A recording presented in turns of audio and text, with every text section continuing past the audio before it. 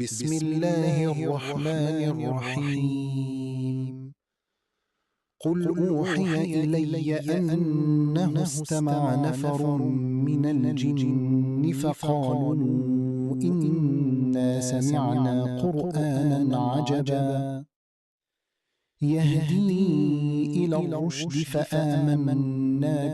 فآمنا به ولن نشرك بربنا أحدا وأنه تعالى جد ربنا ما اتخذ صاحبة ولا ولدا وأنه كان يقول سفيهنا على الله شططا وأنا ظننا أن لن تقول الإنس والجن على الله كذبا وأنه كان رجال من الإنس يعوذون برجال من الجن فزادوهم رهقا وأنهم ظنوا كما ظننتم أن لن يبعث الله أحدا وأنا لمسنا السماء فوجدناها ملئت حرسا شديدا وشهبا وأنا كنا نقعد منها مقاعد للسمع فمن يستمع الآن يجد له شهابا رصدا وأنا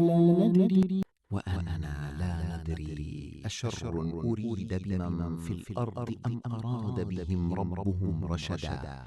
وأنا منا الصالحون ومنا دون ذلك كنا طرائق قددا وأنا ظننا أن لن نعجز الله في الأرض ولن نعجزه هربا وأنا لما سمعنا الهدى آمنا به فمن يؤمن بربه فلا يخاف بخسا ولا رهقا وأنا منا المسلمون ومنا القاسطون فمن أسلم فأولئك تحروا رشدا وأما القاسطون فكانوا لجهنم حطبا وأن لو استقاموا على الطريقة لأسقيناهم ماء غدقا لنفتنهم فيه ومن يعرض عن ذكر ربه يسلكه عذابا صعدا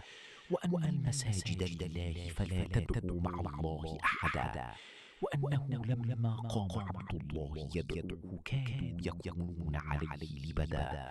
قل إنما أدعو ربي ولا أشرك به أحدا قل إني لا أملك لكم ضرا ولا رشدا قل إني لن يجيرني من الله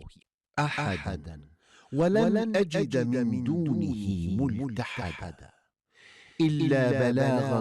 من الله ورسالاته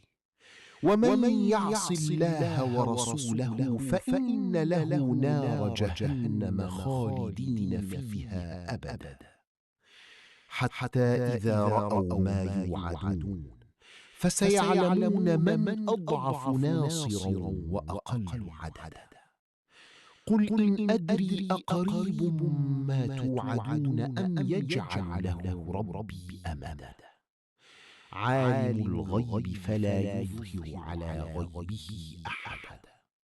إلا من ارتضى من رسول فإنه يسلك من بين يديه ومن خلفه رصدا ليعلم أن قد أبلغوا رسالات ربهم وأحاط بما لديهم وأحصى كل شيء عددا. صدق الله.